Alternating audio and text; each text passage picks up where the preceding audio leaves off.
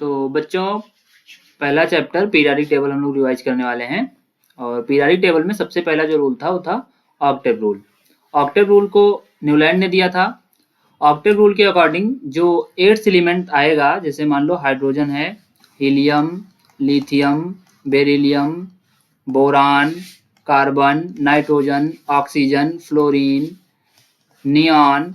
अब देखो यहाँ पे हीलियम जो है, हीलियम से 8 नंबर पे देखो क्या आता है, lithium, beryllium, boron, carbon, nitrogen, oxygen, fluorine, neon.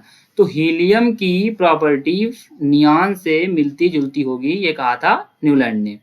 इन्होंने ऑक्टेव्स रूल दिया था। उसके बाद में आया ट्रायड्स रूल। ट्रायड्स रूल को डोबेराइनर ने दिया था।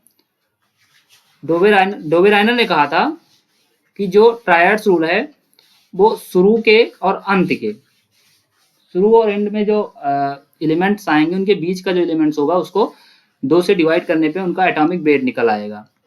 ठीक है, इसके लिए आप हमारी वीडियो देख सकते हैं, पिछले वाली डोबेराइनर रूल को हमने समझाया है। फिर उसके बाद में डोबेराइनर रूल पूरी तरीके से फ्लॉप हो गई, क्योंकि डोबेराइनर रूल अधिकतर सही तरीके से नहीं काम कर पा रही थी। फिर मेंडलीफ की पीरियाडिक टेबल आई। मेंडलीफ ने पीरियाडिक टेबल को, इन सभी एलिमेंट्स को, सारे रूल रेगुलेशन को फॉलो करते हुए एक नया पीरियाडिक टेबल अरेंज किया, जिसको एटॉमिक वेट के अकॉर्डिंग इंक्रीजिंग ऑर्डर में रख दिया।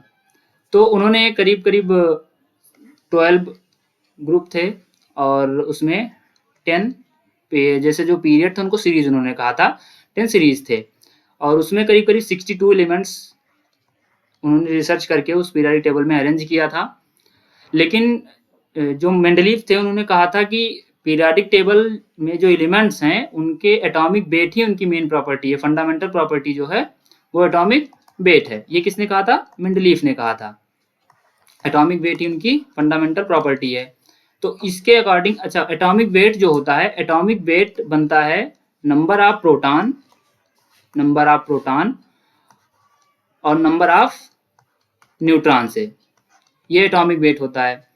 तो नंबर ऑफ प्रोटॉन और नंबर ऑफ न्यूट्रॉन को साथ में मिला करके एटॉमिक वेट बनाया गया और बताया गया कि इनकी फंडामेंटल, इनकी मेन प्रॉपर्टी जो है वो एटॉमिक वेट के अकॉर्डिंग होती है। फिर उसके बाद में मोजले जी मॉडर्न पीरियाडिक टेबल लेके आए। मॉडर्न पीरियाडिक टेबल जो थी उसको एटॉमिक वेट के अकॉर्डिंग नहीं मानते हुए, बल्कि एटॉमिक नंबर के अकॉर्डिंग उसको प्रायोरिटी दी गई कि जिसका एटॉमिक नंबर छोटा है उसको पहले रखा जाएगा, जिसका एटॉमिक नंबर बड़ा है उसको बाद में रखा जाएगा। और पीरियाडिक टेबल अरेंज कर दी गई जो मॉडर्न पीरियाडिक टेबल कहा जाता है।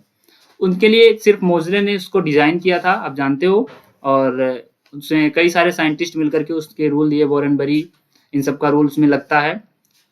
फिर एटॉमिक नंबर क्या होता है? एटॉमिक नंबर होता है नंबर ऑफ प्रोटॉन, यानी किसी का एटॉमिक नंबर क्या है? नंबर ऑफ प्रोटॉन है। तो एटॉमिक वेट, जैसा कि अभी ऊपर बताया, atomic weight number of proton और नंबर ऑफ न्यूट्रॉन होता है।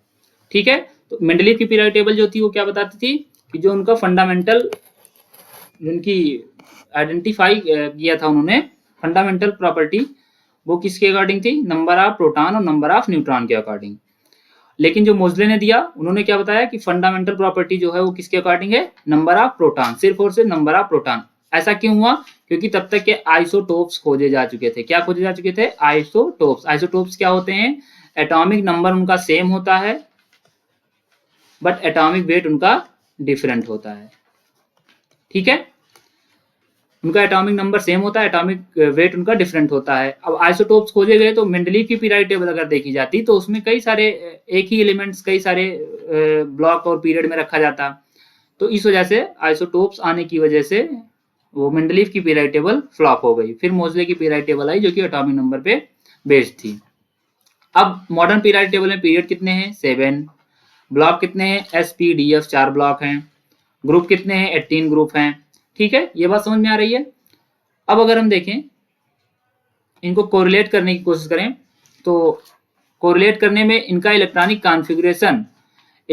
कॉन्फ़िगरेशन जो है उसके अकॉर्डिंग हम पता कर सकते हैं कि ये किस ब्लॉक में है। SPDF, अब मान लो क्वेश्चन में आ जा रहा है, कोई एलिमेंट है, उनका कॉन्फ़िगरेशन दिया हुआ है, पूरा का पूरा कॉन्फ़िगरेशन, तो आपको पता हो जाना चाहिए कि ये किस ब्लॉक में है। जैसे मान लो आपने बोरान लिखा है, अब बोरान का कॉन्फ़िगरेशन होता है, बोरान का कॉन्फ़िगरेशन 1s 2s2 2p 1। अब देखो इसका इलेक्ट्रॉनिक कॉन्फ़िगरेशन मान लो ये आ गया, ऐसे एग्जाम में आ सकता है, मान लो इलेक्ट्रॉनिक कॉन्फ़िगरेशन दे के आ गया, या फिर मान लो कह रहा है कि इसी का इलेक्ट्रॉनिक कॉन्फ़िगरेशन खुद निकालो और बताओ कि किस ब्लॉक में है, किस ग्रुप में है, किस पीरियड में है, तो आप कैसे डिसाइड करोगे? 2p1 देखो लास्ट में क्या है, 2p1 अगर लास्ट में आया तो इसका मतलब है सेकंड पीरियड में है, पी ब्लॉक में है और पी ब्लॉक का पहला एलिमेंट है ये। ठीक है, तो ऐसे आप पोजीशन उसकी डिटरमाइन कर सकते हो। अब देखो जो पीरियोडिक टेबल थी वो उसमें कई सारे एलिमेंट्स हैं, जैसे मान लो नॉर्मल एलिमेंट्स कहा गया कुछ को, तो जो period group number first second 13 to 17 यानी एस और पी ब्लॉक के एलिमेंट्स थे उनको नॉर्मल और रिप्रेजेंटेटिव एलिमेंट्स भी कहा जाता है। ट्रांजिशन एलिमेंट किसे कहा जाता है? जो डी ब्लॉक के एलिमेंट्स थे उन्हें ट्रांजिशन एलिमेंट कहा जाता है। ठीक है, डी ब्लॉक के एलिमेंट्स यानी ग्रुप नंबर 3 से लेकर के 12 तक डी ब्लॉक के एलिमेंट्स आते हैं, उनको क्या कहा गया? ट्रांजिशन एलिमेंट कहा गया। अब बात करते हैं इनर्ट ग्रुप क्या है। इनर्ट ग्रुप आप जानते हो 18th ग्रुप जो है पीरियोडिक टेबल का सबसे लास्ट वाला राइट साइड में, जिन्हें noble gases, inert gases, zero gases, lazy gases है ना, कई सारे नामों से जाना जाता है, उन्हें इनर्ट ग्रुप कहा जाता है। अब अगर हम देखें तो first and second A group यानी पहला और दूसरा ग्रुप, पहला और दूसरा ग्रुप ये बहुत ज्यादा रिएक्टिव होता है ना, सबसे रिएक्टिव एलिमेंट्स इन्हीं में पाए जाते हैं, जो कि हाइड्रोजन को फिलहाल छोड़ दिया जाता है, ये गैस है, आप जानते हो कि हाइड्रोजन एक्सेप्शन है, हाइड्रोजन को हाइलोजन से भी कहा जाता है क्योंकि इसके पास H माइनस भी शो करता है हाइड्रोजन, तो कभी कभी H माइनस की तरह शो करने लगता है तो हाइलोजन की तरह शो करने लगता है। लेकिन अगर बात की जाए lithium, beryllium, sodium, magnesium, potassium, calcium, rubidium, caesium, francium, scandium, barium, ये ऐसे है। ठीक है, तो ये हो जाएंगे एलिमेंट्स सारे जो है बहुत ज्यादा रिएक्टिव है। फिलहाल इसमें पोटेशियम और सोडियम सबसे ज्यादा रिएक्टिव एलिमेंट्स होते हैं, पोटेशियम और सोडियम सबसे ज्यादा रिएक्टिव एलिमेंट्स होते हैं, बाकी फर्स्ट और सेकंड ग्रुप के ही एलिमेंट्स सबसे ज्यादा रिएक्टिव होते हैं। अब देखो फर्स्ट ग्रुप की जो एलिमेंट्स हैं उनकी बैलेंसी है, फर्स्ट ग्रुप में कौन से आ जाते हैं? लिथियम, सोडियम, है ना, ये वाली पूरी फैमिली, पूरी की पूरी फैमिली की जो बैलेंसी होती है वो कितनी होती है? 1 होती है। ठीक है, फिर सेकंड ग्रुप एलिमेंट्स जो है उनकी बैलेंसी 2 होती है। 13 ग्रुप की जो बैलेंसी होती है वो 3 होती है। ठीक है, अब ऐसे अगर आपको ग्रुप वाइज इनके एलिमेंट्स के नाम याद हैं तो आप उनकी बैलेंसी का पता भी लगा सकते हो, और अगर ऐसे नहीं पता लगा सकते हो तो आप बैलेंसी निकालना जानते हो, इलेक्ट्रॉनिक कॉन्फ़िगरेशन निकाल लो, और इलेक्ट्रॉनिक कॉन्फ़िगरेशन निकालने के बाद जो आउटर मोस्ट सेल में इलेक्ट्रॉन बचते हैं वो उसकी बैलेंसी होगी। मान लो बैलेंसी 4 से ज्यादा आ रही है, यानी उनमें जो आउटर मोस्ट इलेक्ट्रॉन है उसमें 4 से ज्यादा आ रहे हैं, तो उनको 8 माइनस एन कर देंगे, 8 माइनस एन कर देंगे, जो कि इस तरह होगा। जैसे मान लो अगर हमने बोरान का ही निकाला था, अभी लास्ट में आए थे 3, लास्ट में 3 इलेक्ट्रॉन थे आउटर मोस्ट में, तो इनको इनकी बैलेंसी ही 3 हो जाएगी, इनको तो और कुछ करने की जरूरत ही नहीं है। अगर मान लो ऑक्सीजन हम देखते हैं, तो ऑक्सीजन के लास्ट में आता है 6 इलेक्ट्रॉन, तो इसकी बैलेंसी 6 हो सकती थी, लेकिन चूंकि 4 से ज्यादा है तो ये क्या हो जाएगा? 8 माइनस एन, 8 माइनस 6 कितना बचा? 2, तो ऑक्सीजन की बैलेंसी कितनी हो गई? 6। ऐसे ही मान लो कार्बन का निकाल रहे हो तो कार्बन के आउटर मोस्ट इलेक्ट्रॉन में तो 4 होता ही है, ठीक है, तो इसकी बैलेंसी 4 हो गया। ऐसे ही मान लो नाइट्रोजन का निकाल रहे हो तो नाइट्रोजन के आउटर मोस्ट इलेक्ट्रॉन में, नाइट्रोजन के आउटर मोस्ट इलेक्ट्रॉन में 5 इलेक्ट्रॉन होते हैं, तो 5 इलेक्ट्रॉन होने के नाते इसमें 8 माइनस 5 हो जाएगा, तो कितनी बैलेंसी आएगी? 3 आएगी।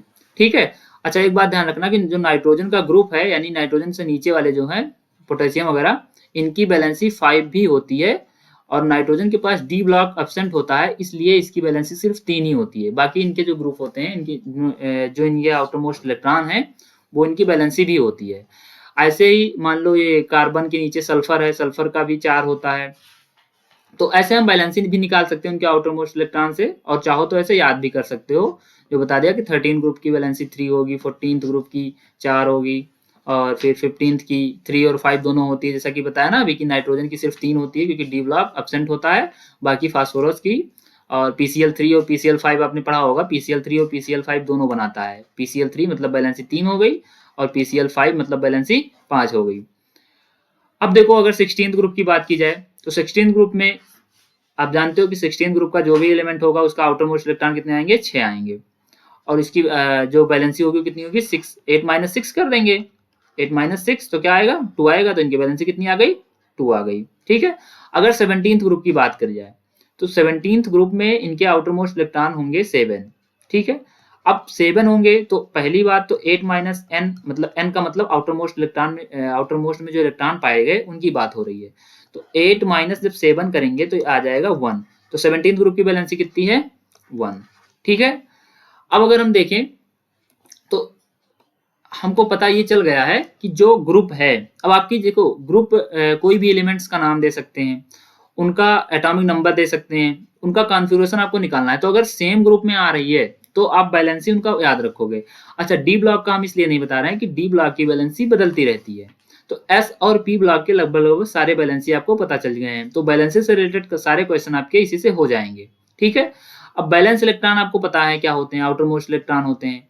तो जो ग्रुप होता है पीरियोडिक टेबल में, एक ग्रुप में पूरा का पूरा सिमिलर पूरे इलेक्ट्रॉन होंगे आउटर मोस्ट, तो उनकी बैलेंसी भी सेम ही होती है, ठीक है। बैलेंसी सेम होती है, बस ये होता है कि डी ब्लॉक एब्सेंट होता है। तो जिनमें जो आउटर मोस्ट इलेक्ट्रॉन पाए जाते हैं, जैसे मान लो फास्फोरस है तो इसके लास्ट में सबसे क्या आएगा, 5 इलेक्ट्रॉन आएंगे, 5 आउटर मोस्ट शेल में 5 इलेक्ट्रॉन आएंगे, तो इसकी बैलेंसी 5 भी होती है। और 8 माइनस 3 वाला रूल लगा करके 8 माइनस 5 वाला रूल लगा करके 3 भी होती है, यानी दोनों बैलेंसी हो सकती हैं। लेकिन नाइट्रोजन की सिर्फ और सिर्फ 3 होती है, ठीक है। तो ये आप लोग प्रेजेंस ऑफ माइंड लगा करके बड़े आराम से क्वेश्चन इस तरह से कर सकते हो कि उनकी बैलेंसी क्या होगी। कैसे पता करोगे? कि जितने भी ग्रुप हैं, जिस ग्रुप की बात करोगे उसमें ऊपर से नीचे आने पे सबके आउटर मोस्ट इलेक्ट्रॉन सेम होंगे, ठीक है। आउटर मोस्ट इलेक्ट्रॉन सेम होंगे। जैसे अभी देखा था नाइट्रोजन के पास कितने इलेक्ट्रॉन थे लास्ट में? 5। फास्फोरस के पास कितने हैं? 5। आर्सेनिक के पास कितने होंगे? 5, ठीक है। बिस्मथ के पास कितने होंगे? 5। यानी पूरे पूरे ग्रुप के पास सेम इलेक्ट्रॉन होंगे, तो नंबर ऑफ इलेक्ट्रॉन सिमिलर हैं पूरे के पूरे ग्रुप में। जैसे मान लो अभी फ्लोरीन है, फ्लोरीन में सबसे 7 इलेक्ट्रॉन आउटर मोस्ट में होगा, 7 इलेक्ट्रॉन आउटर मोस्ट में होगा। क्लोरीन 7 इलेक्ट्रॉन आउटर मोस्ट में होगा, इलेक्ट्रॉनिक कॉन्फिगरेशन निकाल के देखते रहो आप लोग। ब्रोमीन में भी आउटर मोस्ट में 7 इलेक्ट्रॉन होंगे। आयोडीन में भी 7 इलेक्ट्रॉन। तो इससे क्या पता चलता है? ये देखो ग्रुप ही तो है, फ्लोरीन, क्लोरीन, ब्रोमीन, आयोडीन, ये ग्रुप ही तो है और इनके सबके आउटर मोस्ट इलेक्ट्रॉन सेम है, यानी इनकी बैलेंसी सेम है, ठीक है। अगर बात करें हम ऑक्सीजन सबसे लास्ट में इनके आउटर मोस्ट इलेक्ट्रॉन कितने होंगे? 6। सल्फर 6 आएगा, ठीक है। ऐसे इनके ग्रुप के जितने भी एलिमेंट्स हैं उनमें भी 6 इलेक्ट्रॉन आएंगे। ऐसे ही किसी के ग्रुप की अगर बात करें, मान लो इधर एस ब्लॉक के एलिमेंट्स सेकंड ग्रुप की बात करते हैं, तो बेरिलियम, इनमें आउटर मोस्ट इलेक्ट्रॉन 2 आएंगे, ठीक है। मैग्नीशियम आउटर मोस्ट में कितने इलेक्ट्रॉन आएंगे? 2 आएंगे। तो अब इनकी बैलेंसी भी 2 होती जा रही है, इसको 8 से माइनस करने की जरूरत नहीं है, ठीक है। कैल्शियम, इनकी आउटर मोस्ट इलेक्ट्रॉन कितनी होंगे? 2, ठीक है। तो ये हो गए। तो अब आपको पता चल गया होगा कि ग्रुप में नंबर ऑफ इलेक्ट्रॉन सेम होते हैं, ग्रुप में नंबर ऑफ इलेक्ट्रॉन सेम होते हैं। तो इस तरह से अगर मान लो क्वेश्चन आ गया कि इलेक्ट्रॉनिक कॉन्फिगरेशन दिया है या फिर निकालना है, तो आप इलेक्ट्रॉनिक कॉन्फिगरेशन निकाल करके उसका आप ग्रुप का उसकी बैलेंसी, उसकी प्रॉपर्टी जान सकते हो। अगर हम बात करें पीरियोडिक वेरिएशन की, तो ये देखो हमने बहुत ही शॉर्ट में एक टेबल बनाया है जिसमें पूरी की पूरी वेरिएशन इंक्लूड है। जब हम बात करते हैं एटॉमिक रेडियस की, तो atomic radius left to right जाने पे डिक्रीज होती है, यानी एटॉमिक साइज जो है, एटॉमिक साइज डिक्रीज करती है, ठीक है। एटॉमिक साइज डिक्रीज करती है। लेकिन अगर हम ऊपर से नीचे की तरफ आते हैं, है ना, टॉप टू बॉटम आते हैं, तो एटॉमिक साइज इंक्रीज करती है। एटॉमिक साइज क्यों इंक्रीज करती है? क्योंकि न्यूक्लियर चार्ज इसका कम हो जाता है, नंबर ऑफ ऑर्बिटल्स बढ़ जाते हैं, ठीक है, नंबर ऑफ सेल्स जो है वो बढ़ जाते हैं। इधर डिक्रीज क्यों करती है? कि नंबर ऑफ सेल्स तो वही रहती है, लेकिन नंबर ऑफ इलेक्ट्रॉन ज्यादा बढ़ जाते हैं और उनमें जो न्यूक्लियर चार्ज है वो ज्यादा अपनी तरफ अट्रैक्ट करने लगता है इलेक्ट्रॉनों को, इसलिए इसकी साइज घटने लगती है ना। कोई चीज जब न्यूक्लियस में होकर के और अपनी तरफ अट्रैक्ट करता है तो साइज छोटी होती चली जाती है। अगर हम बात करेंगे आयोनाइजेशन पोटेंशियल, आयोनाइजेशन पोटेंशियल क्या होता है? आयोनाइज करने के लिए, है ना, एक इलेक्ट्रॉन निकालने के लिए जो कैपेसिटी होता है उसकी बात होती है आयोनाइजेशन पोटेंशियल। तो आयोनाइजेशन पोटेंशियल जब हम लेफ्ट टू राइट जाते हैं तो इंक्रीज करती है, और जब टॉप टू बॉटम आते हैं तो डिक्रीज करती है, ठीक है। इसका स्क्रीनशॉट ले लेना अभी। ये आपको बहुत ही ज़्यादा हेल्पफुल होगी क्योंकि ये बिल्कुल शॉर्ट में लिखा हुआ है सारा का सारा वेरिएशन, ठीक है। अगर हम बात करते हैं इलेक्ट्रोनिगेटिविटी की, तो इलेक्ट्रोनिगेटिविटी का मतलब होता है कि अट्रैक्शन पावर ऑफ इलेक्ट्रॉन। तो जब हम लेफ्ट टू राइट जाते हैं तो इलेक्ट्रोनिगेटिविटी इंक्रीज करती है, यानी फ्लोरीन की सबसे ज़्यादा होती है, ठीक है। और जब ऊपर से नीचे आते हैं तो ये डिक्रीज करती है, ठीक है। अगर हम बात करें इलेक्ट्रॉन अफिनिटी की, तो देखो बेटा, जब हम लेफ्ट टू राइट जाते हैं तो इंक्रीज करती है और टॉप टू बॉटम आते हैं तो ये डिक्रीज करती है। लेकिन ध्यान रखना, जो थर्ड ग्रुप है, थर्ड पीरियड है, यानी जिसमें क्लोरीन आता है, जिसमें क्लोरीन आता है, इसकी इलेक्ट्रॉन अफिनिटी ज्यादा होती है सेकेंड ग्रुप की तुलना में, ठीक है। अगर हम सेकेंड ग्रुप की कंपैरिजन में लें तो थर्ड वाले की ज्यादा होगी। जैसे मान लो क्लोरीन और फ्लोरीन दोनों दिया हुआ है, इसकी इलेक्ट्रॉन अफिनिटी बतानी है आपको, तो किसकी ज्यादा होगी? क्लोरीन की ज्यादा होगी, फ्लोरीन की कम होगी, ठीक है। तो आप ध्यान रखना कि थर्ड पीरियड के जो एलिमेंट्स हैं, सेकेंड पीरियड के एलिमेंट्स की तुलना में थर्ड पीरियड की जो इलेक्ट्रॉन अफिनिटी है वो ज्यादा होती है, ठीक है। ये एक्सेप्शन है फिलहाल, और बाकी सारी चीजें सेम है। लेफ्ट टू राइट जाने पे इंक्रीज करेंगी, टॉप टू बॉटम आने पे डिक्रीज करेंगी, बस इतना ध्यान रखना है कि थर्ड पीरियड की ज्यादा होती है सेकेंड पीरियड की तुलना में। अगर हम बात करें मेटेलिक कैरेक्टर की, तो मेटेलिक कैरेक्टर जो होता है वो आप जानते हो, एस ब्लॉक, फिर बीच में आता है डी ब्लॉक, फिर सबसे लास्ट में आता है पी ब्लॉक, फिर नीचे आता है एफ ब्लॉक। और यह ब्लॉक जो होता है वो डी ब्लॉक का ही एक एलिमेंट्स हैं, ठीक है। जो यह पूरी ब्लॉक है वो इनर ट्रांजिशन होता है ना, डी ब्लॉक को ट्रांजिशन कहते हैं। तो ये ट्रांजिशन में एफ ब्लॉक जो है वो ट्रांजिशन में ही समझ लो अंदर होता है, यानी ट्रांजिशन के अंदर होता है, इसलिए इसे इनर ट्रांजिशन कहा जाता है। तो generally S block, P block, इन दोनों की बात करते हैं। सर डी ब्लॉक आप जानते हो कि ये सारे के सारे मेटल हैं, ठीक है। एफ ब्लॉक आप जानते हो कि ये सारे के सारे मेटल हैं, ठीक है। ये इसलिए कह रहे हैं क्योंकि डी ब्लॉक में आयरन, गोल्ड, सिल्वर ये सब पाए जाते हैं, तो ये सब आप लोग प्रैक्टिकली भी जानते हो कि ये मेटल ही है, ठीक है। लेकिन अगर पी ब्लॉक की बात की जाए तो पी ब्लॉक में यानी लेफ्ट टू राइट जैसे जैसे हम बढ़ते जाते हैं तो पहले मेटल मिलता है, फिर मेटल के बाद मेटलाइड मिलते हैं, ठीक है। फिर मेटलाइड के बाद आपको नॉन मेटल मिलते हैं। तो हम कह सकते हैं कि जब हम लेफ्ट टू राइट मूव करेंगे तो उनकी मेटेलिक कैरेक्टर घटेगी, यानी डिक्रीज होगी, और जब राइट टू लेफ्ट मूव करेंगे तो उनकी मेटेलिक कैरेक्टर इंक्रीज होगी। तो metallic character left to right जाने पे डिक्रीज करती है, टॉप टू बॉटम आने पे इंक्रीज करती है। अगर हम बात करें नॉन मेटेलिक कैरेक्टर तो इसका सीधा उल्टा हो जाएगा। अगर हम लेफ्ट टू राइट जा रहे हैं तो नॉन मेटेलिक कैरेक्टर इंक्रीज करता है, अगर टॉप टू बॉटम आ रहे हैं तो नॉन मेटेलिक कैरेक्टर डिक्रीज करता है, ठीक है। अगर हम बात करें ऑक्सीडाइजिंग नेचर की, तो लेफ्ट टू राइट जाने पे ऑक्सीडाइजिंग नेचर बढ़ता है यानी इंक्रीज होता है, और टॉप टू बॉटम आने पे डिक्रीज होता है। तो रिड्यूसिंग नेचर क्या होगा? ये सीधा उल्टा होगा, क्योंकि ऑक्सीडेशन और रिडक्शन दोनों एक दूसरे के अपोजिट होते हैं ना। तो टॉप टू बॉटम जाने पे इंक्रीज करेगा और लेफ्ट टू राइट जाने पे डिक्रीज करेगा। अब देखो न्यूक्लियर चार्ज, ये सारे के सारे रीजन जो हैं वो न्यूक्लियर चार्ज के अकॉर्डिंग होता है। जो साइज घटती है, आयोनाइजेशन पोटेंशियल बढ़ता है, इलेक्ट्रोनिगेटिविटी बढ़ती है, इलेक्ट्रॉन अफिनिटी बढ़ती है, किस पे डिपेंड करता है? न्यूक्लियर चार्ज पे। क्योंकि न्यूक्लियर चार्ज जब इलेक्ट्रॉनों को अपनी तरफ खींचने लगता है तो उनकी रेडियस जो होती है वो छोटी हो जाती है, यानी साइज जो है वो छोटी हो जाती है, ठीक है। तो साइज छोटी हो जाती है तो उनमें आयोनाइजेशन पोटेंशियल बढ़ जाता है, यानी इलेक्ट्रॉन को निकालने की जो कैपेसिटी है वो कम हो जाता है। इलेक्ट्रॉन अफिनिटी, इलेक्ट्रॉन जो गेन करने की कैपेसिटी है वो भी बढ़ जाती है।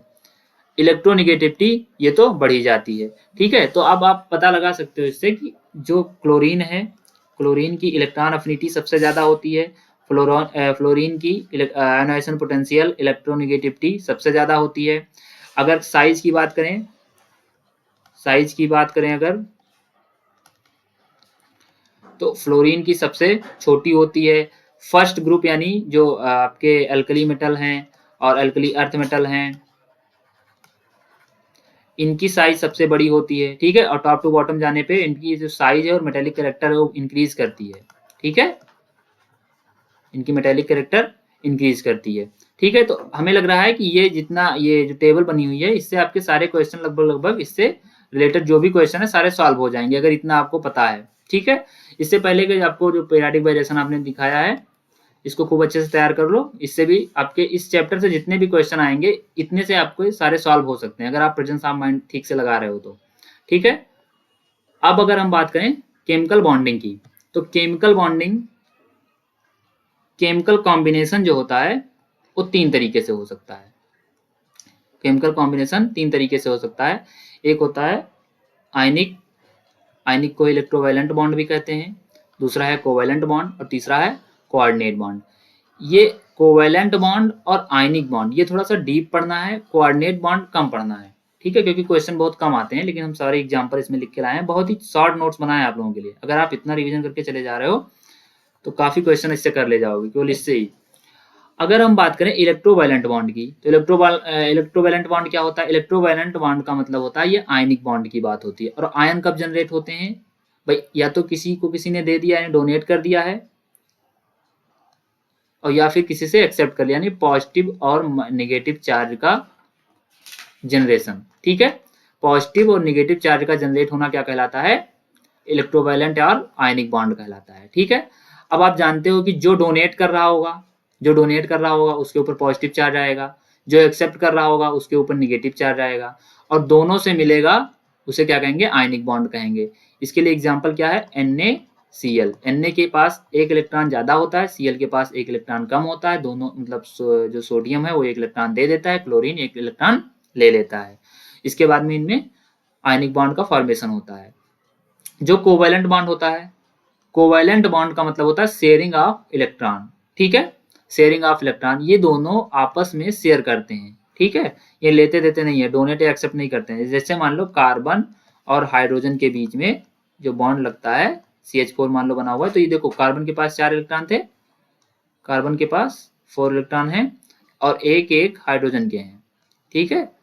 अब देखो कार्बन ने इन सभी से शेयरिंग कर ली, कार्बन ने इन सभी से शेयरिंग कर ली और अपना ऑक्टेट पूरा कर लिया। हाइड्रोजन को 2 चाहिए था, उसने हर एक हाइड्रोजन के पास 2-2 इलेक्ट्रॉन पूरे हो चुके हैं, ठीक है। तो अब देखो ये क्या कर रहे हैं? शेयरिंग कर रहे हैं, इक्वल शेयरिंग कर रहे हैं, ठीक है, ना किसी से ले रहे हैं और ना किसी को दे रहे हैं, तो ये क्या कर रहे हैं? इक्वल शेयरिंग कर रहे हैं। अब देखो कोऑर्डिनेट बॉन्ड क्या होते हैं? कोऑर्डिनेट बॉन्ड,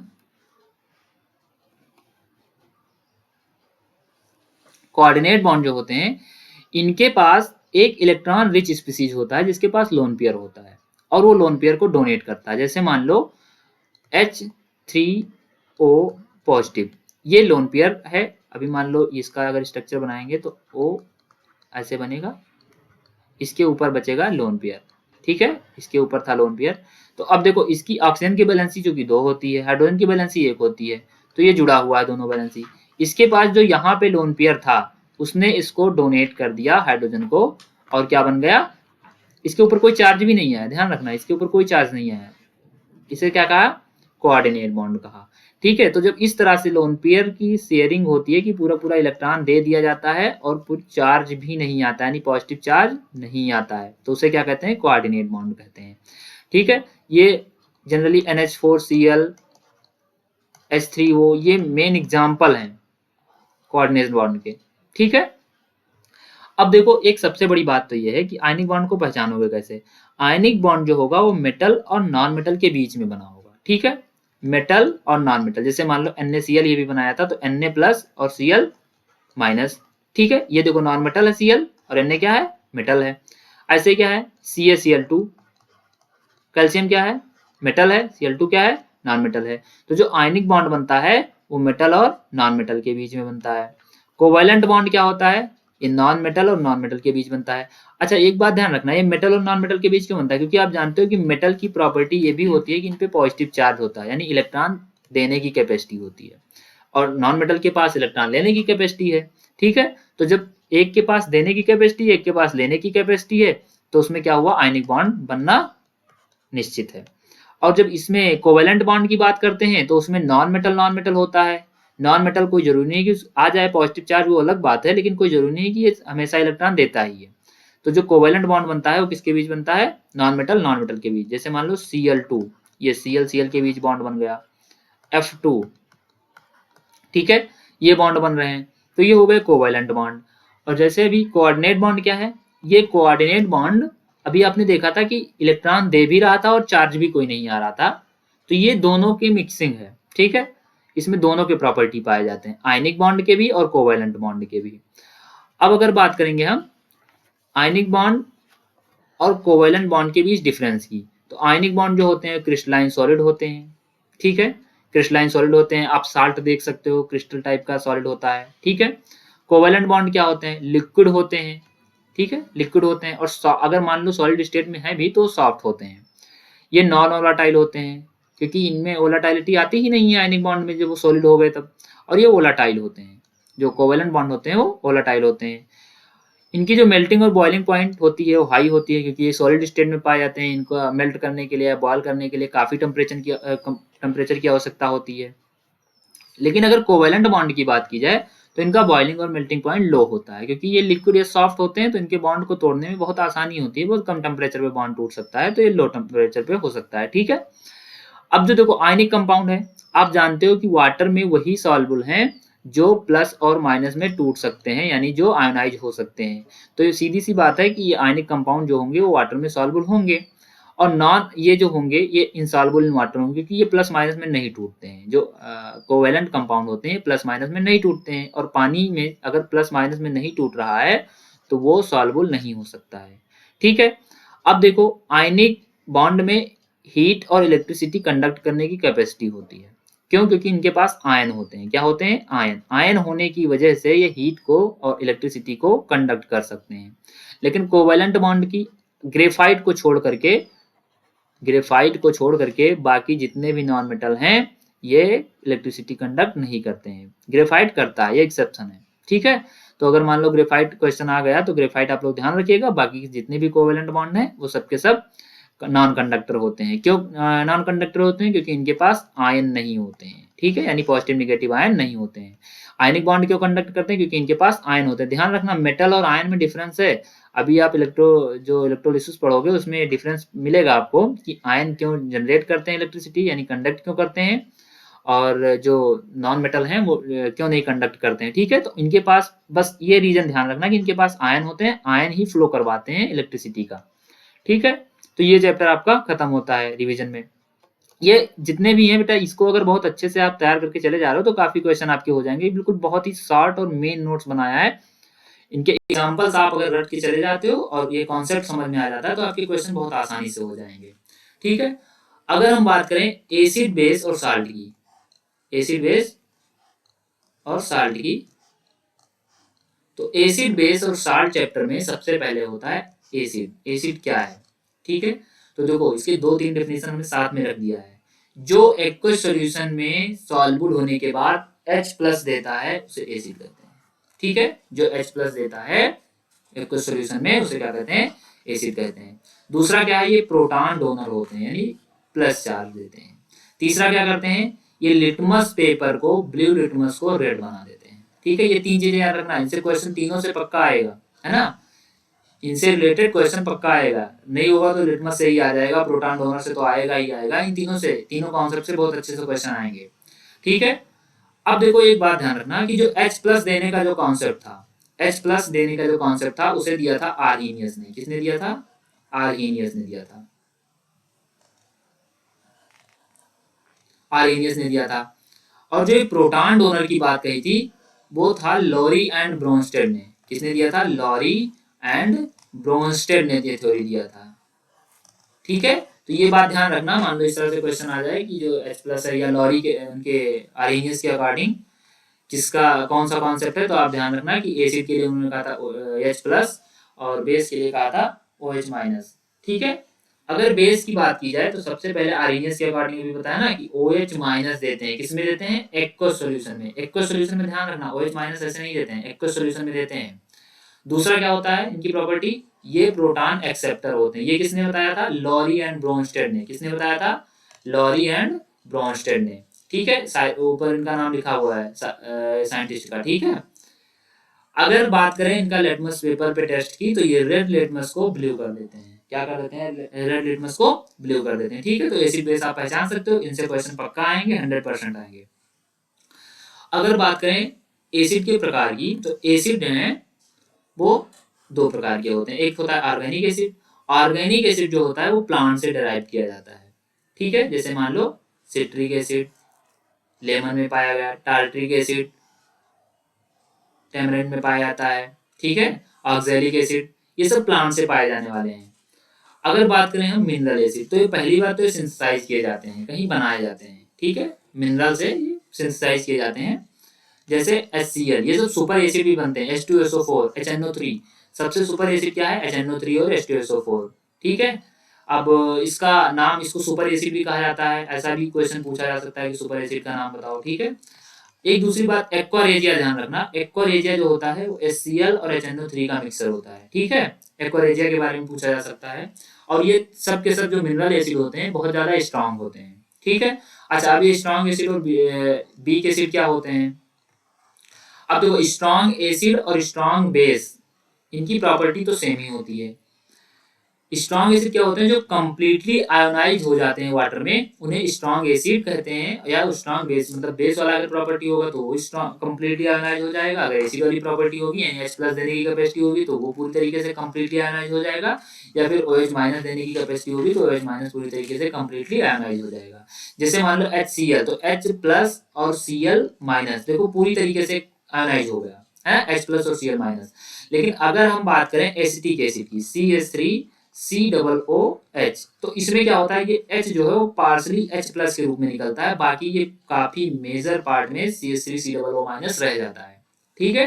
तो ये पूरी तरीके से नहीं उसमें डिसोसिएट होता है, ये पार्सली होता है, ठीक है। तो ये क्या है, बीक एसिड है, ये क्या है, बीक एसिड है। एसिटिक एसिड क्या है, बीक एसिड है, ठीक है। इनके एग्जाम्पल याद रखना आप लोग, एसिटिक एसिड, ऑक्सैलिक एसिड और टार्ट्रिक एसिड, ये सब वैसे वीक एसिड में, स्ट्रॉन्ग एसिड में मिनरल वाले ही, ये Cl, H2SO4, HNO3 है ना, ये सारे स्ट्रॉन्ग एसिड हैं। अब अगर बात करें वीक एसिड और वीक बेस की, तो आप जानते हो, अभी बताया ना कि पार्सली आयनाइज होते हैं, ठीक है, जैसे अभी CH3COOH हो रहा था। अगर हम बात करें कंसंट्रेटेड एसिड और बेस की बात करें, तो कंसंट्रेटेड एसिड जो होता है, इसमें एसिड का परसेंटेज ज्यादा होता है। आप जानते हो कि एसिड की परसेंटेज घटाने के लिए, यानी उनकी रिएक्टिविटी घटाने के लिए उनमें पानी मिला करके उनको डाइल्यूट कर दिया जाता है, ठीक है। तो अगर एसिड की परसेंटेज ज्यादा है, यानी एसिड की क्वांटिटी जो है ज्यादा है, पानी की क्वांटिटी कम है, करीब 80% एसिड है और 20% वाटर है, तो ये हो जाएगा कंसंट्रेटेड, ठीक है। डाइल्यूट एसिड क्या होता है, डाइल्यूट एसिड होता है जो वो लो परसेंटेज होता है, क्या होता है, लो परसेंटेज ऑफ एसिड होता है, जिसमें वाटर की परसेंटेज काफी ज्यादा होती है, लेकिन एसिड की परसेंटेज कंसंट्रेट की तुलना में कम होती है, ठीक है।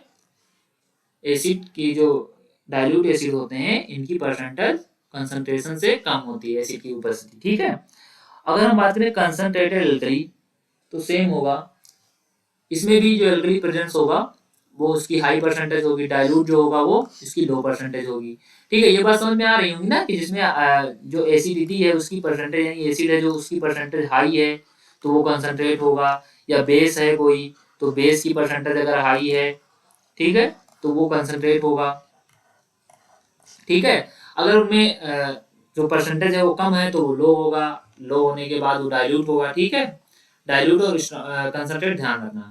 अब देखो बेसिसिटी ऑफ एसिड, एसिड की बेसिसिटी कैसे डिसाइड किया जाता है, एसिड की जो बेसिसिटी होती है वो मोनोबेसिक, डाइबेसिक, ट्राइबेसिक, जिसमें एक ही H+ पाया जाए उसे मोनोबेसिक कहते हैं, जैसे मान लो HCl, जिसमें 2 H+ पाया जाए उसे डाइबेसिक कहते हैं, जैसे मान लो H2SO4, ठीक है। जिसमें ट्राइबेसिक क्या होता है, इसमें 3 H+ पाया जाता हो, यानी H3PO4, H3PO4, ये क्या होते हैं, ट्राइबेसिक होते हैं। अगर एसिडिटी ऑफ बेस देखा जाए, अब ये एग्जांपल मान लो ऐसे दे रहा है कि H3PO4 बताओ कौन सा बेसिक है, तो आपको तुरंत ऑप्शन चूज कर लेना है कि ट्राइबेसिक है, 3 H+ इसमें है, इसमें कितने H+ है, 3 H+ है, तो 3 H+ होने के बाद क्या होगा,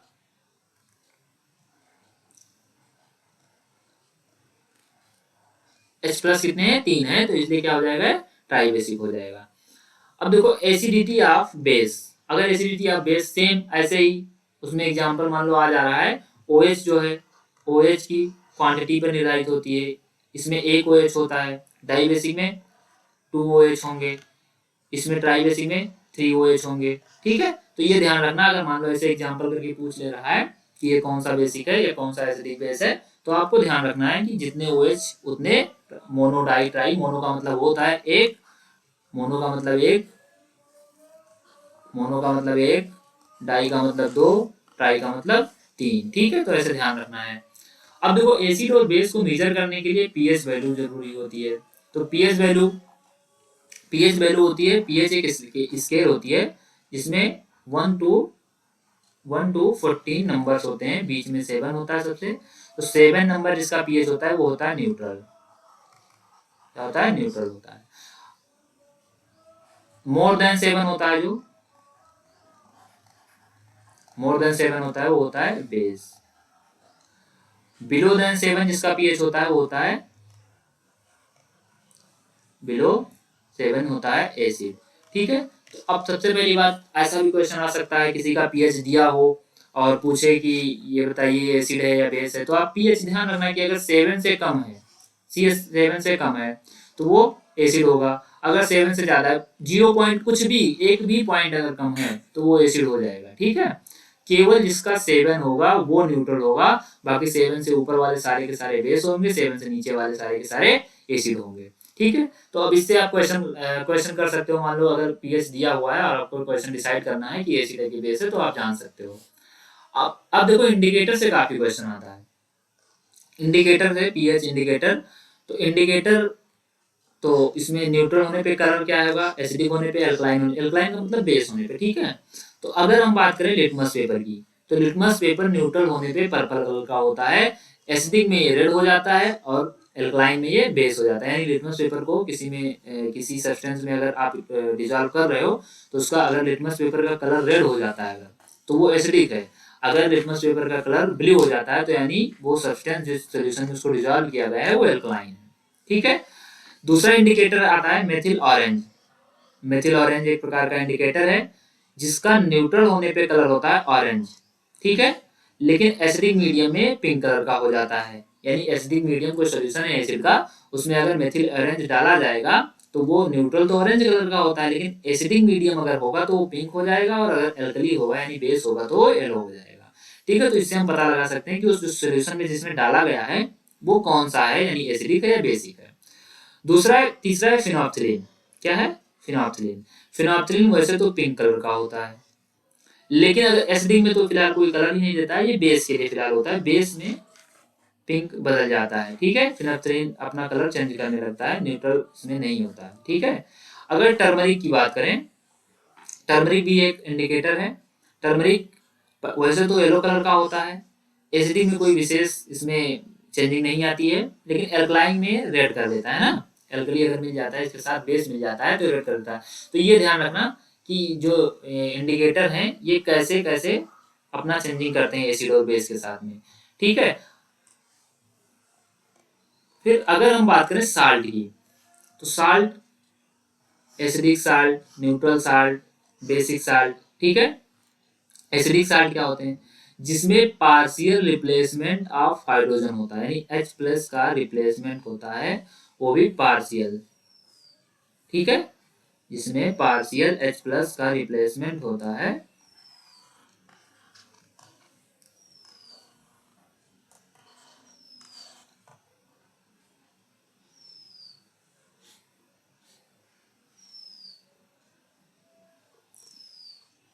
ठीक है, जिसमें पार्शियल रिप्लेसमेंट होता है H+ का, वो क्या होता है? एसिडिक साल्ट होता है। न्यूट्रल क्या होता है? जिसमें कंप्लीट रिप्लेसमेंट हो जाता है हाइड्रोजन का, यानी H+ का कंप्लीट रिप्लेसमेंट हो जाता है, वो न्यूट्रल होता है। बेसिक साल्ट क्या होता है? अब देखो एसिडिक में H+ होता होगा तो इसमें रेडिकल होते हैं, जो रेडिकल बनते हैं यानी इलेक्ट्रॉन के जो रेडिकल बचते हैं वो इसका क्या कहलाता है? बेसिक साल्ट कहलाता है। ठीक है, बेसिक साल्ट कहलाता है।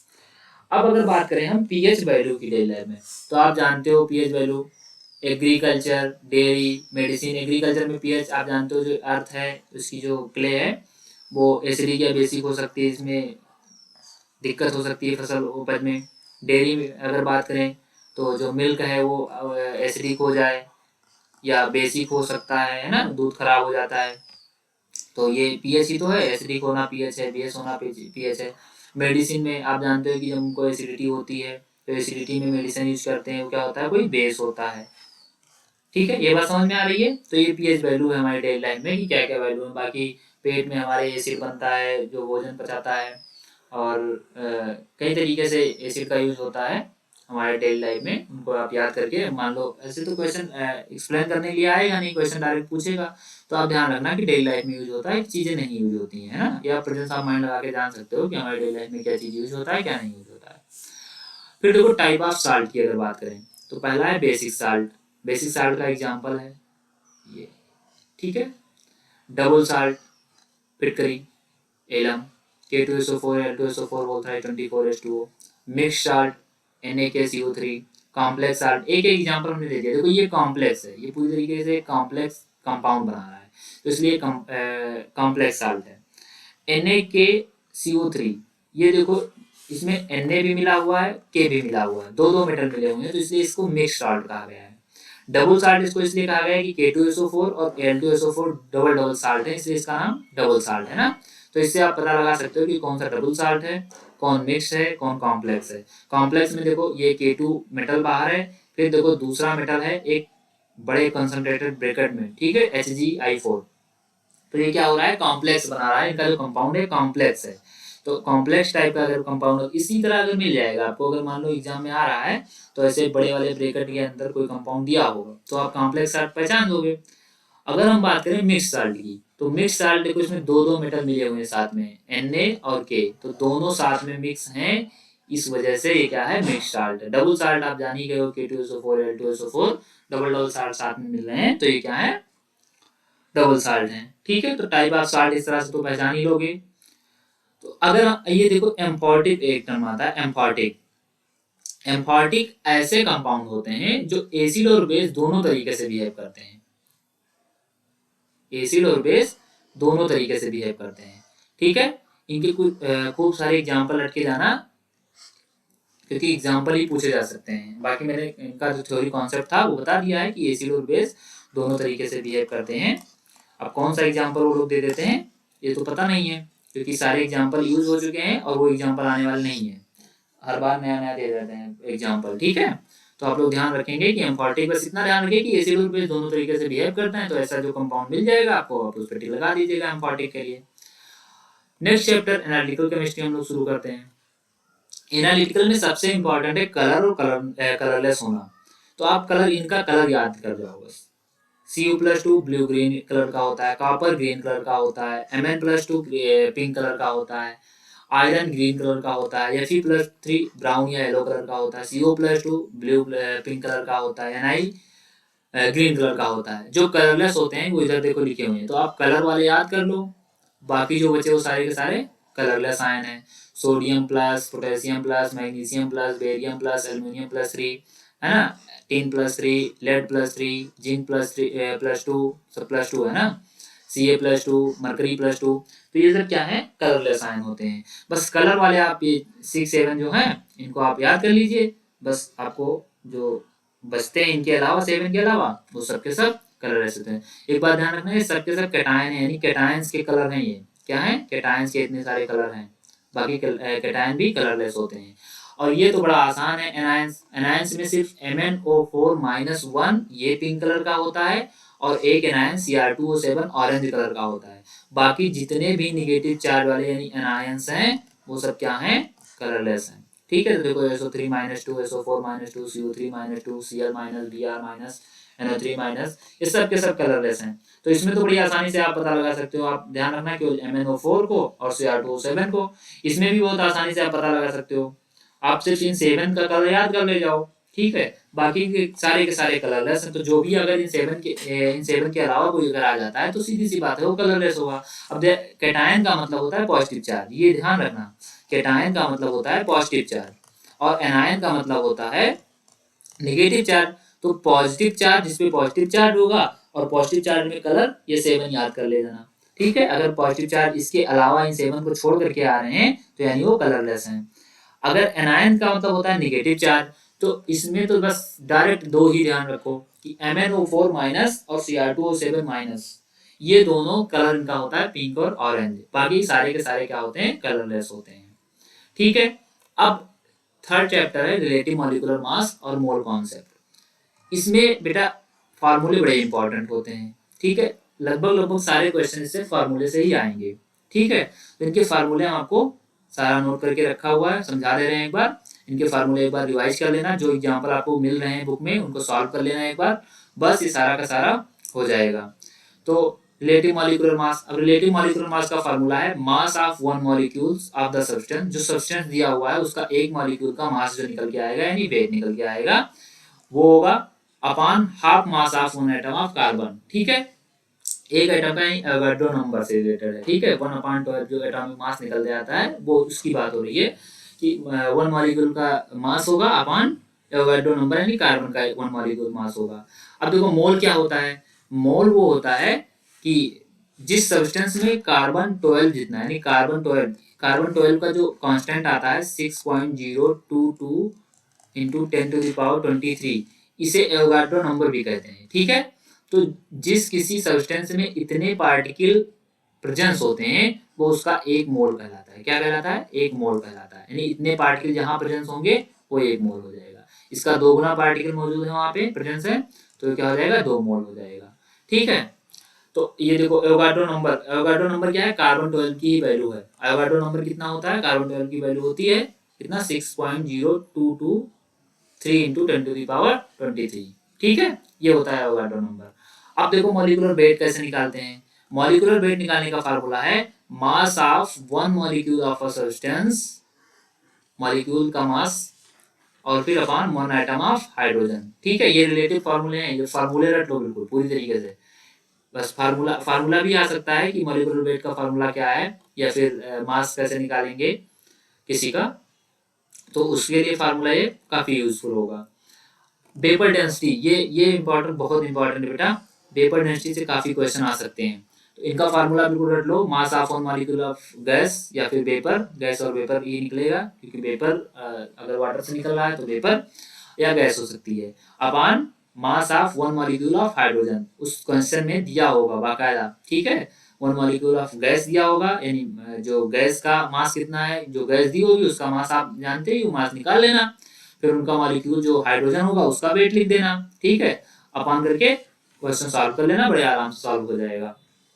अब देखो ग्राम मॉलिक्यूलर मास और मॉलिक्यूलर वॉल्यूम में इनमें रिलेशनशिप क्या है कि ग्राम मॉलिक्यूलर जो वॉल्यूम होता है, ग्राम मॉलिक्यूलर वॉल्यूम होता है जो, ग्राम मॉलिक्यूलर वॉल्यूम जो होता है, ग्राम मॉलिक्यूलर वेट होता है अपॉन वेट पर लीटर होता है, ठीक है।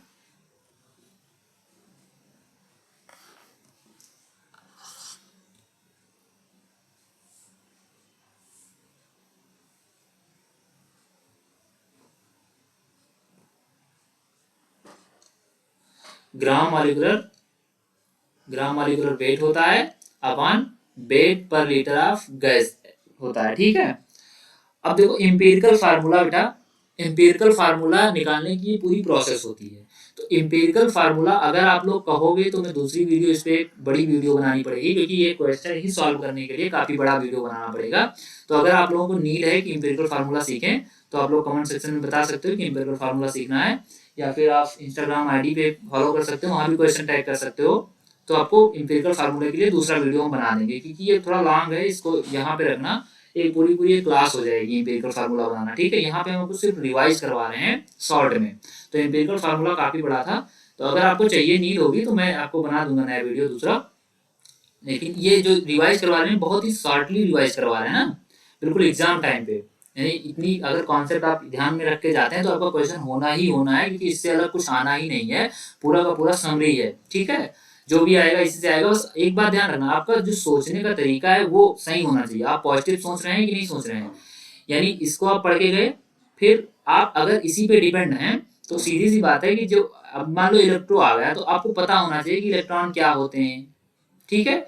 एनोड पता होना चाहिए। अब ये सारी चीजें यहाँ पे सिखा रहे हैं, आपको वहां पे प्रेजेंस ऑफ माइंड लगाना है कि यहाँ पे पॉजिटिव चार्ज है तो एनोड होगा, कैथोड होगा, यहाँ पे नेगेटिव चार्ज है कि ये कैथोड होगा कि एनोड होगा, है ना। तो वो आप वहीं पे लगा सकते हो अपना माइंड, ठीक है, एग्जाम हॉल में। अब देखो एनोड क्या होते हैं? ऐसे इलेक्ट्रोड जो कि कनेक्ट होते हैं पॉजिटिव चार्ज से, ठीक है। यानी जैसे बैटरी होती है, बैटरी में एक पॉजिटिव होता है और एक निगेटिव होता है, दोनों में 2 इलेक्ट्रोड लगे होते हैं, एक पॉजिटिव और एक निगेटिव के। तो एनोड क्या होता है? जो पॉजिटिव चार्ज से कनेक्ट होता है। कैथोड क्या होता है? जो निगेटिव चार्ज से कनेक्ट होता है, ठीक है। ये टर्म ध्यान रखना कि कैथोड जो होता है, ऐसे क्वेश्चन आ रहे हैं ना, क्वेश्चन आते हैं कि जो कैथोड है वो किससे कनेक्ट होंगे, पॉजिटिव चार्ज है कि निगेटिव चार्ज है। अच्छा, पॉजिटिव चार्ज और निगेटिव चार्ज का मतलब समझ लेना, पॉजिटिव चार्ज जो होगा वो अपना इलेक्ट्रॉन डोनेट कर रहा होगा, ठीक है। जो निगेटिव चार्ज होगा उसके इलेक्ट्रॉन उसमें आ रहे होंगे, ऑक्सीडाइज हो रहा होगा, इलेक्ट्रॉन ले रहा होगा, गेन कर रहा होगा। अब देखो इस टर्म में दो चीजें बहुत इंपॉर्टेंट हैं, एक स्ट्रॉन्ग इलेक्ट्रोलाइट और एक वीक इलेक्ट्रोलाइट। तो जैसे अभी हमने बताया था कि स्ट्रॉन्ग इलेक्ट्रोलाइट क्या होते हैं, ऐसे इलेक्ट्रोलाइट जो पॉजिटिव और निगेटिव में टूट जाए पूरी तरीके से, अभी एसिड बेस में बताया था ना। तो पॉजिटिव और निगेटिव में जो टूट जाते हैं वो स्ट्रॉन्ग होते हैं, जो पार्सली टूट जाते हैं उन्हें वीक कहते हैं। इनका जो रिजल्ट आता है वो क्या आता है कि जो स्ट्रॉन्ग इलेक्ट्रोलाइट होते हैं वो ब्राइट ग्लो ऑफ बल्ब कराते हैं ना, बल्ब को बहुत अच्छे से बहुत ब्राइटली ग्लो करवाते हैं। और जो वीक इलेक्ट्रोलाइट होते हैं वो डिम ग्लो करवाते हैं, है ना। तो ये तो बड़े आराम से याद रखोगे कि वीक इलेक्ट्रोलाइट क्या है, स्ट्रॉन्ग इलेक्ट्रोलाइट क्या है। फिलहाल इस तरह से क्वेश्चन अगर आते हैं तो आप प्लस और माइनस यानी इनका कंप्लीटली डिसोसिएशन होता है, और वीक इलेक्ट्रोलाइट जो होते हैं इनका पार्शियल डिसोसिएशन होता है, ठीक है। ये बात बहुत अच्छी तरीके से ध्यान रखेंगे। अब देखो नॉन इलेक्ट्रोलाइट क्या होते हैं, नॉन इलेक्ट्रोलाइट क्या होते हैं, जो बल्ब को ग्लो ही ना करवाता हो नॉन इलेक्ट्रोलाइट है, ठीक है। अब देखो इलेक्ट्रोलाइट आप जानते हो कि विच कंडक्ट इलेक्ट्रिसिटी और ब्रेक पॉजिटिव और निगेटिव चार्ज, जो पॉजिटिव और निगेटिव चार्ज में टूटते हैं, ठीक है, वो और या कंडक्ट इलेक्ट्रिसिटी कंडक्ट करते हैं। नॉन इलेक्ट्रोलाइट क्या होते हैं, जो इलेक्ट्रिसिटी को कंडक्ट नहीं करते हैं, है ना। ऐसे सब्सटेंस जो कि पॉजिटिव निगेटिव में नहीं टूटते हैं, जो इलेक्ट्रिसिटी नहीं कंडक्ट करते हैं, उन्हें नॉन इलेक्ट्रोलाइट कहते हैं। अब है इलेक्ट्रोड। इलेक्ट्रोड क्या है, पॉजिटिव और निगेटिव। इलेक्ट्रोड क्या है, पॉजिटिव और निगेटिव। अभी हमने बताया था कि जो ऑक्सीडाइजिंग इलेक्ट्रोड, देखो इसमें लिखा हुआ है सारा, पूरा बिल्कुल समराइज कर दिया है ना। डोनेट इलेक्ट्रॉन, इलेक्ट्रॉन डोनेट करते हैं, ऑक्सीडाइजिंग नेचर के होते हैं, उन्हें एनोड कहते हैं, ठीक है। पॉजिटिव टर्मिनल से तो होते ही ये कनेक्ट। कैथोड क्या होता है, कैथोड निगेटिव चार्ज वाला होता है, तो ये क्या होता है, निगेटिव टर्मिनल से अटैच होते हैं। रिड्यूसिंग इलेक्ट्रोड होते हैं, है ना। क्वेश्चन आ सकता है कि कैथोड कैसा नेचर में होता है, रिड्यूसिंग नेचर में होता है या ऑक्सीडाइजिंग करता है, तो आपको ध्यान रखना है रिड्यूसिंग करता है। एनोड जो है वो ऑक्सीडाइज करता है।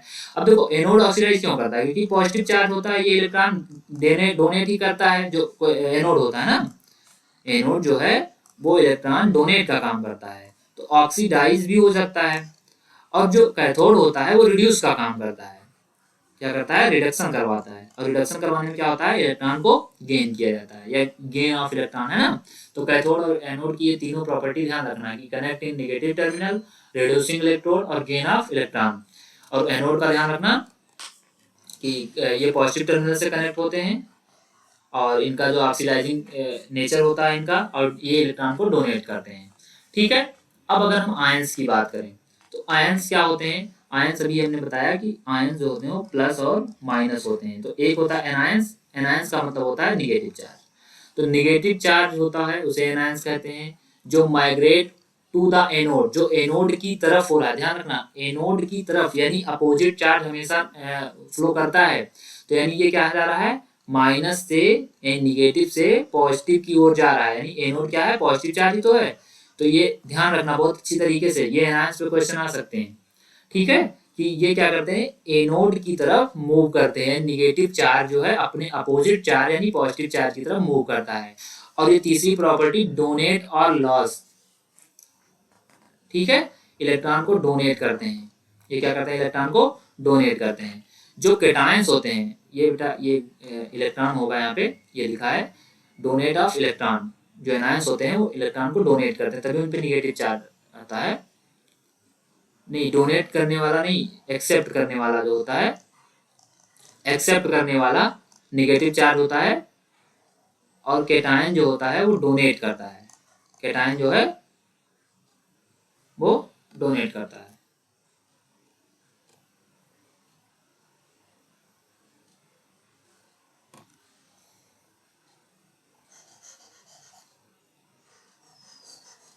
जो एनायन है, जो एनायन है वो इलेक्ट्रॉन को एक्सेप्ट करता है, निगेटिव चार्ज को और बढ़ाता है, जो जितना ज़्यादा एक्सेप्ट करेगा उसकी एनायन की कैपेसिटी बढ़ती चली जाएगी। जो कैटायन होगा वो क्या करेगा, डोनेट करेगा, जितना ज़्यादा डोनेट करेगा उस पर पॉजिटिव चार्ज ज़्यादा चला जाएगा, ठीक है। अब ये ध्यान रखना कि migrate to the cathode, cathode का मतलब निगेटिव टर्मिनल वाला, ठीक है। तो चूंकि ये पॉजिटिव चार्ज है, ठीक है, इसलिए निगेटिव की तरफ अट्रैक्ट होगा। और ये एनायन जो है वो निगेटिव चार्ज है, इसलिए एनोड की तरफ अट्रैक्ट होता है, यानी पॉजिटिव चार्ज की तरफ अट्रैक्ट होता है। अब अगर हम बात करें इलेक्ट्रोलाइटिक डिसोसिएशन की, तो ये होता है आयोनाइजेशन। इलेक्ट्रोलाइटिक डिसोसिएशन का मतलब होता है कि जो सॉल्वेंट अभी इलेक्ट्रोलाइट की तरह बिहेव कर रहे थे उनका डिसोसिएशन कैसा होता है, तो आयोनाइजेशन। आयोनाइजेशन का मतलब होता है takes place in covalent compound formation of charge, इसे कहते हैं इलेक्ट्रोलाइट, यानी H+ और Cl-। ठीक है। दूसरा है इलेक्ट्रोलिटिक डिसोसिएशन, ये क्या करते हैं, टेक्स प्लेस इन इलेक्ट्रोवायलेंट कंपाउंड। ठीक है, जैसे इलेक्ट्रोलाइट और आयन में अंतर होता है, डिफरेंट होता है, ये दोनों चीजें डिफरेंट है। आयन जो होता है, जो आयन में टूटता है, इलेक्ट्रोलाइट ये है। ठीक है, इलेक्ट्रोलाइट ये है। आयन क्या थे, H+ Cl- या NaCl Na+Cl-। ठीक है, तो ये क्या थे, आयन थे। लेकिन इलेक्ट्रोलाइट क्या होता है कि कोई सॉल्यूशन होगा जो इलेक्ट्रॉनों को मूव करने में, यानी फ्लो करने में हेल्प कर रहा होगा। तो जैसे PbR2 PbBr2। अब PbBr2 में जानते हो Pb+2 होता है, Br-2 होता है। ठीक है, तो ये क्या है, एक इलेक्ट्रोलाइट है जो कि पॉजिटिव नेगेटिव, हालांकि टूटते दोनों पॉजिटिव नेगेटिव में, लेकिन जो आयन होते हैं, जो आयन खुद में टूट जाते हैं, ये कोई इलेक्ट्रोलाइट है जो कि आयन को फ्लो करने में हेल्प करती है। इलेक्ट्रोलाइट जो होती है आयन को फ्लो करने में हेल्प करती है। अब देखो आयनिक कंपाउंड जो होते हैं, इसमें strong electrostatic force of attraction होता है। ये बात बहुत अच्छी तरीके से ध्यान रखना कि जो आयनिक कंपाउंड है ये एक दूसरे से इलेक्ट्रोस्टैटिक फोर्स के द्वारा ही जुड़ा हुआ है। जैसे मान लो NaCl है, तो इसमें इलेक्ट्रोस्टैटिक फोर्स पाया जाएगा। तो क्वेश्चन इस तरह से भी आ सकता है कि ये कंपाउंड दिया हो NaCl के Cl, और उसमें आपसे पूछे कि ये किस फोर्स के द्वारा जुड़ा हुआ है, तो उसमें बहुत सारे फोर्स के नाम भी दिए होंगे, लेकिन आप ध्यान रखना कि अगर वो आयोनाइज हो रहे हैं, यानी आयंस उसमें बन रहे हैं, तो उसमें इलेक्ट्रोस्टैटिक फोर्स ही लगेगा। ठीक है, तो इलेक्ट्रोस्टैटिक फोर्स के द्वारा बने हुए हैं, ध्यान रखना। फिर देखो electrolytic ion are not free but help together by the electrostatic force. Electrolytic ion जो होते हैं ये फ्री नहीं होते, लेकिन इलेक्ट्रोस्टैटिक फोर्स में हेल्प करते हैं। अब देखो सॉल्वेंट का प्रकार है, ये टाइप है सॉल्वेंट का, पोलर सॉल्वेंट। पोलर सॉल्वेंट का मतलब भी होता है पॉजिटिव और निगेटिव में टूटने वाला। ठीक है, यानी पॉजिटिव और निगेटिव चार्ज की जो कंडक्ट कर सके उसी को पोलर सॉल्वेंट भी कहते हैं। तो इट है चार्ज डिस्ट्रीब्यूशन, इसमें चार्ज डिस्ट्रीब्यूट होता है। जैसे मान लो पोलर सॉल्वेंट के लिए हमने ले लिया H+ OH-, यानी क्या है ये H2O। H2O में क्या होता है, H+ OH-, ये पोलर होते हैं ना, इसीलिए इसमें इलेक्ट्रिसिटी और हीट दोनों कंडक्ट हो सकती है। ठीक है, क्योंकि ये इनमें आयंस पाए जाते हैं। अब देखो बेटा, इसमें मेटल और इलेक्ट्रोड में इलेक्ट्रोलाइट में डिफरेंस पता कर लो, क्योंकि देखो मेटल में भी इलेक्ट्रॉन फ्लो होता है, मेटल में भी इलेक्ट्रॉन फ्लो होता है, और इलेक्ट्रोलाइट भी फ्लो ही करवाता है इलेक्ट्रॉन का, मतलब इलेक्ट्रिसिटी और हीट को कंडक्ट करवाता है। लेकिन इन दोनों में डिफरेंस ये है कि इलेक्ट्रिसिटी जो इसमें फ्लो होती है वो इलेक्ट्रॉन्स के द्वारा होती है। मेटल में जो होता है इलेक्ट्रिसिटी और हीट जो फ्लो होती है वो इलेक्ट्रॉन के द्वारा फ्लो होती है, लेकिन इलेक्ट्रोलाइट में जो होता है आयन के द्वारा होती है ना। जो मेटल होते हैं उनमें प्रेजेंस जो भी प्रेजेंस है इलेक्ट्रॉन, उसके द्वारा होती है। जो इलेक्ट्रोलाइट होते हैं उनमें आयन जो होती है पॉजिटिव निगेटिव उसके द्वारा होती है। जो आयंस हैं वो फ्लो करवाते हैं इलेक्ट्रिसिटी को और हीट को। अब जो मेटल होते हैं ये तो गुड कंडक्टर होते ही हैं इलेक्ट्रिसिटी के, लेकिन ये सॉलिड स्टेट में पाए जाते हैं। जो इलेक्ट्रोलाइट होता है, इलेक्ट्रोलाइट कोई सॉल्वेंट होगा, ठीक है, कोई सोल्यूशन होगा, इसलिए गुड कंडक्टर तो होंगे, लेकिन ये एक्वस सोल्यूशन में पाए जाएंगे या फिर लिक्विड कंडीशन में पाए जाएंगे, लिक्विड स्टेट इनका होगा। ठीक है, अब देखो इलेक्ट्रोकेमिकल सीरीज जब हम बात करते हैं टॉप टू बॉटम, ये नीचे देखो इलेक्ट्रोकेमिकल सीरीज हमने नीचे लिख रखा है, ये इलेक्ट्रोकेमिकल सीरीज हमने लिख रखा है ना। तो टॉप टू बॉटम की जब हम बात करते हैं, तो ये क्या होते हैं कि ये बहुत जल्दी आयनाइज हो जाते हैं, है ना। अब देखो इनका होने की इनकी कंडीशन क्या है, लॉस ऑफ इलेक्ट्रॉन, ये बहुत जल्दी कर देते हैं, इलेक्ट्रॉन अपना लॉस कर देते हैं, बहुत ही इजीली पॉजिटिव आयन में कन्वर्ट हो जाते हैं। अपना इलेक्ट्रॉन लॉस करके जो जितनी जल्दी पॉजिटिव आयन में कन्वर्ट हो जाता है वो क्या कहलाता है, सबसे हाईएस्ट पे रखा गया है, यानी टॉप पे रखा गया है, जो बहुत जल्दी अपना इलेक्ट्रॉन दे देता है और पॉजिटिव चार्ज गेन कर लेता है ना। अब इससे रिलेटेड क्वेश्चन तो कर ही ले जाओगे सारे, कि जो अब इतना कॉन्सेप्ट ध्यान रखना है कि जो जल्दी अपना इलेक्ट्रॉन दे देता है, लॉस कर देता है, वो क्या होगा, उसका उतना ही ज्यादा इलेक्ट्रोकेमिकल सीरीज में टॉप पे होगा। और दूसरा कंडीशन इसका क्या है कि जब जो नीचे है, यानी लोअर जो इलेक्ट्रोकेमिकल सीरीज में जिनका पोजीशन नीचे है, सबसे नीचे है, वो क्या करते हैं, लॉस ऑफ इलेक्ट्रॉन बहुत ही मुश्किल से करते हैं, अपना इलेक्ट्रॉन बहुत ही मुश्किल से देते हैं ना, ग्रेटेस्ट डिफिकल्टी के कारण, है ना, बहुत ज्यादा मुश्किल से दे पाते हैं अपना इलेक्ट्रॉन, और फिर पॉजिटिव आयन उनको मिलता है, तो वो क्या कहलाते हैं, नीचे दिए हुए बिल्कुल बॉटम में, है ना। इलेक्ट्रोकेमिकल सीरीज में ऊपर कौन है, जो अपना इलेक्ट्रॉन बहुत अच्छे से दे देते हैं, बहुत अच्छे से लॉस कर देते हैं, और जो नीचे है बॉटम में है, वो क्या होता है, उनको इलेक्ट्रॉन लॉस करने में बहुत ज़्यादा डिफिकल्टी आती है, ठीक है। लेकिन एक बात ध्यान रखना, ये इलेक्ट्रॉन को गेन बहुत जल्दी करते हैं, जो बॉटम में है वो इलेक्ट्रॉन को गेन बहुत जल्दी करते हैं। तो ये इलेक्ट्रोकेमिकल सीरीज है, potassium, calcium, sodium, magnesium, aluminium, zinc, iron, lead, hydrogen, copper, mercury, AG, ठीक है, सिल्वर है, ठीक है। ये सारे के सारे इलेक्ट्रोकेमिकल सीरीज है, टॉप टू बॉटम आपको हमने लिख दिया है। आप इनको चाहो तो रट सकते हो, या फिर वो फार्मूला अपना सकते हो कि जो जल्दी इलेक्ट्रॉन दे सकते हैं वो जो जल्दी इलेक्ट्रॉन दे सकते हैं वो टॉप पे होंगे, और जो इलेक्ट्रॉन नहीं दे सकते हैं वो बॉटम में होंगे।